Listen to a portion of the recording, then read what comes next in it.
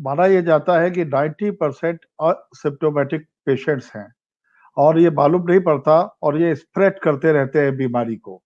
और इसका एक ही उपाय बताया जाता है कि अधिक से अधिक टेस्टिंग हो। राहुल गांधी भी यही कहते हैं और उनका एक साथ में आरोप है कि टेस्टिंग पर्याप्त मात्रा में नहीं हो रही। तो आपने उत्तर प्रदेश में 0 से 32,000 तक परीक्षण की व्यवस्था 24 घंटे में भले ही कर ली हो, लेकिन क्या आपको लगता है कि आप 25 करोड़ की विशाल आबादी वाले प्रदेश में ये पर्याप्त मात्रा में टेस्टिंग हो रही है? देखिए, राहुल जी क्या बोल रहे हैं, क्या नहीं बोल रहे हैं।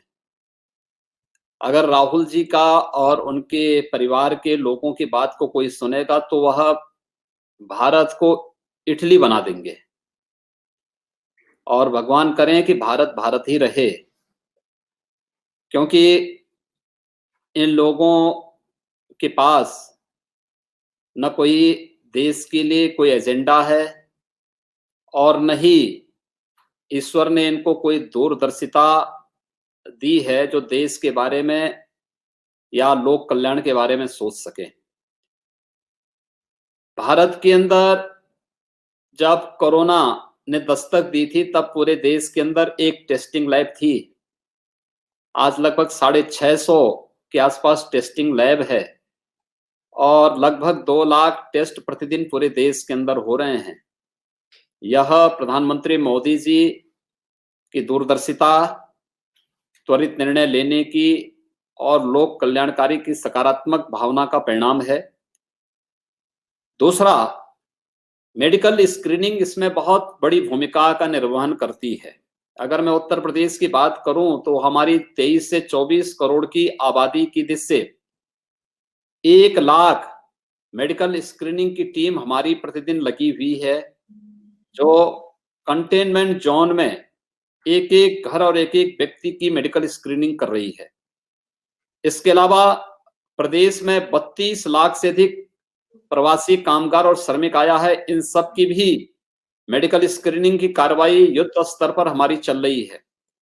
तो ये कहना कि जांच नहीं हो रही है, स्क्रीनिंग नहीं हो रही है, देखिए ये लोग जीवन भर आजादी के बाद से लेकर के इन लोगों ने देश की जनता को बेवकूफ बनाया है। आज जो ये पलायन इतने बड़े पैमाने पर हो रहा है, तो इसके लिए दोषी वही लोग हैं जिन्होंने इस देश के अंदर 6 दशक तक शासन किया। इन गरीबों के लिए, इन मजदूरों के लिए नारों के सिवाय कुछ नहीं दिया। उत्तर प्रदेश जैसे राज्य में 32 से 35 लाख प्रवासी कामगार और श्रमिक आया, लेकिन कोई बदहाल नहीं है। इसलिए नहीं क्योंकि प्रधानमंत्री आवास योजना से हर एक व्यक्ति को पहले ही आवास दिया जा चुका है।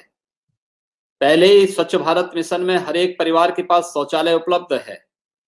पहले ही हम लोगों ने यहाँ पर क्वारंटाइन सेंटर में सभी लोगों के लिए 15 लाख लोगों के ठहरने की व्यवस्था भी की हुई है।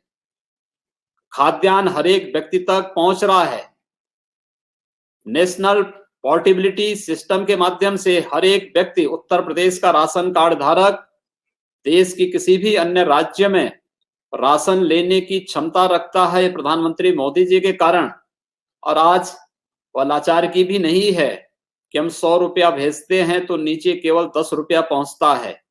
आज तो अगर प्रधानमंत्री मोदी जी किसी गरीब के खाते में 100 रुपया भेजते हैं तो डीबीटी के माध्यम से पैसा उस गरीब के खाते में जा रहा है और 80 करोड़ लोगों को सीधे सीधे पीएम पैकेज का लाभ मिलना, 80 करोड़ लोगों को खाद्यान्न की सुविधा का लाभ मिलना इस बात को प्रमाणित करता है। इसलिए मुझे लगता है कि जो लोग कोरोना संकट के समय देश की इस लड़ाई में सहभागी होने की बजाय इसके माध्यम से राजनीति कर रहे हैं, मुझे लगता है वह इस देश के गरीबों का, इस देश के किसानों का, इस देश के मजदूरों का, इस देश के युवाओं का और इस देश की महिलाओं का अपमान कर रहे हैं और देश की कोरोना के खिलाफ लड़ाई को कमजोर कर रहे हैं।